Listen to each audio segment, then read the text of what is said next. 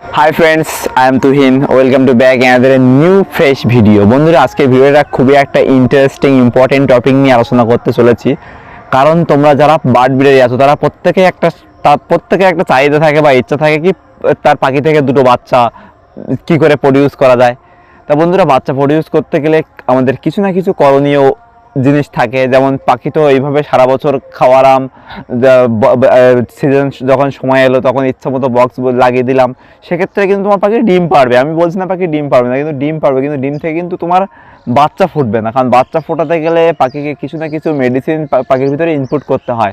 এখন বন্ধুরা, এখন মানুষ বলো, যে কোনো পশু, যে কোনো ছাগল, গরু, কুকুর, ছাগল, তুমি যাকেই বেবি নাও না কেন, কোনো না কোনো তোমার মেডিসিন ইউজ করতে হয়।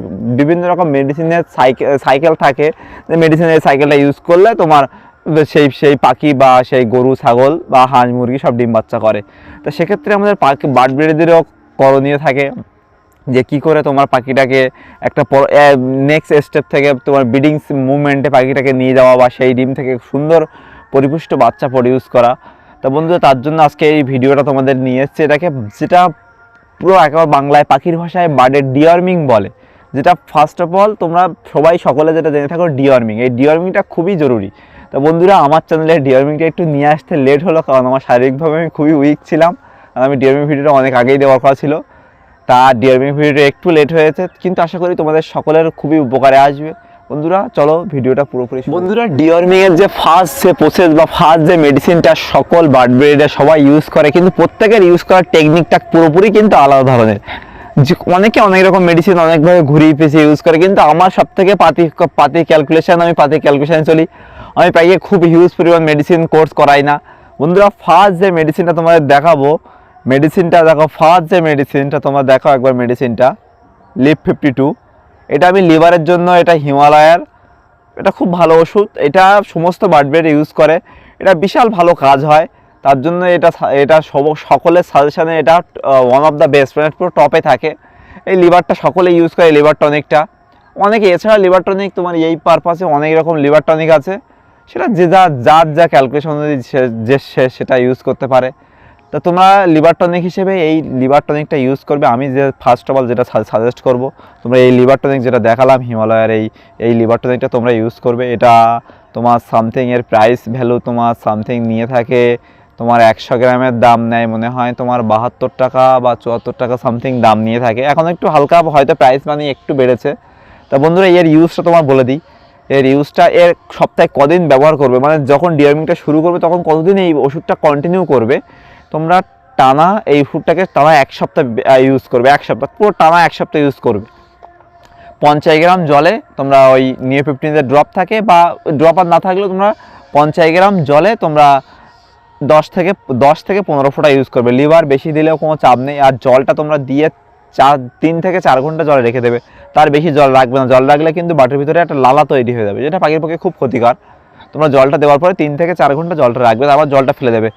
এরপর সেকেন্ড যে মেডিসিনটা সে দেখাবো বন্ধুরা। এবার সেকেন্ড যে তোমরা মেডিসিনটা যেটা ইউজ করবে সেটা হলো কৃমির ওষুধ। কৃমির ওষুধটা ইউজ করার আগে তোমরা লিভারটা ইউজ করার পরে একদিন গ্যাপ দেবে, দিয়ে তারপর কৃমিটা যেদিন শুরু করবে সেদিন সব থেকে বড় কথা, কৃমিটা যেদিন শুরু করবে সেদিন সারা দিন মানে সকাল 11টা পর্যন্ত পাখিকে কোনো খাওয়া দেবে না। তারপরে ফার্স্ট অফ অল কৃমিটা যখন দেবে তখন পাখিটা ডাইরেক্ট খেয়ে নেবে, বুঝলে। দেখো কোন কৃমি ওষুধটা আমি ইউজ করি, পাইপারজিন সিরিজের যে কোনো কৃমি ওষুধ তোমরা ইউজ করতে পারো। এই সিরিজের যে কোনো কৃমি ওষুধ তোমরা ইউজ করতে পারো, যে কোনো। আমি যে ওষুধ দেখাচ্ছি বলে দোকানে গিয়ে সেম ছবি দেখাবো হয়তো পাবে না, কিন্তু পাইপারজিন গ্রুপের যে কোনো মেডিসিন তোমরা ইউজ করবে। আর কৃমিটা সাধারণত একদিন ইউজ করবে। কৃমিটা বিভিন্ন ভিডিওতে বিভিন্ন ইউটিউবাররা দেখায় যে কৃমিটা তারা বিভিন্ন ঘুরিয়ে ফিরিয়ে দেখায়, কিন্তু আমি কৃমিটা বন্ধুরা একদিনই ইউজ করি। এটা তোমরা মানে একবার ইউজ করবে, কিন্তু পরিমাণটা বেশি দেবে। মানে তোমরা যে 50 গ্রাম জল নেবে, জলে তোমরা 10 থেকে 20 ফোঁটা দেবে, আর তোমরা 1 ঘন্টা থেকে 2 ঘন্টার বেশি জলটা রাখবেই না। 2 ঘন্টার ভিতরে জলটা কিন্তু ফেলে দেবে, কারণ যেহেতু কৃমির পরিমাণটা খুবই অনেক বেশি দিচ্ছ, সেহেতু বেশিক্ষণ রাখবে না জলটা। তোমরা 2 ঘন্টার বেশি জল রাখবে না। এরপর বন্ধুরা, কৃমিটা যেই হয়ে যাবে গেলে, কৃমির পরে একদিন গ্যাপ দেবে, একদিন নর্মাল প্লেন জল দিয়ে দেবে। তারপরে তোমরা ভিটামিনের কোর্স শুরু করবে। ভিটামিনের পারপাসে আমি তোমাদের কয়েকটা ভিটামিন দেখাচ্ছি। দেখো, এই একটা A to Z, যেটা এমনি মানুষের ভিটামিন যেটা সবাই ইউজ করে টুকটাক।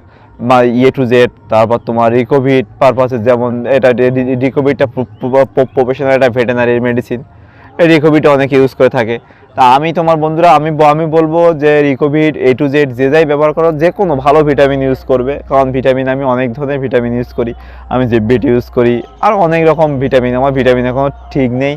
তাই তোমরা যে ভিটামিনটা ইউজ করবে সেটা তোমরা কোর্স হিসেবে ইউজ করবে, মানে একটা ভিটামিন ছাড়লে আবার একটা ভিটামিন ঢোকাবে না।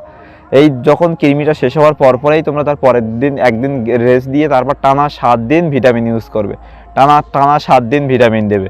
আর ভিটামিনের পরিমাণটা একটু কম রাখবে, কারণ ভিটামিন যখন কৃমি করার পরে ভিটামিন দেবে, দেখবে পাখির একটু নরম পটি করবে, সেক্ষেত্রে কোনো ভয় পাওয়ার কারণ নেই। সেক্ষেত্রে ওই হালকা যখন ভিটামিন চলবে সেক্ষেত্রে থানকুনি পাতা একটু হালকা পরিমাণে থানকুনি পাতা সার্ভ করবে ভিতরে, দেখবে মোটামুটি পাখির পটিটা ঠিক হয়ে যাবে। তারপর তোমরা একদিন গ্যাপ দেবে, 7 দিন ভিটামিন চলার পরে একদিন গ্যাপ দেবে।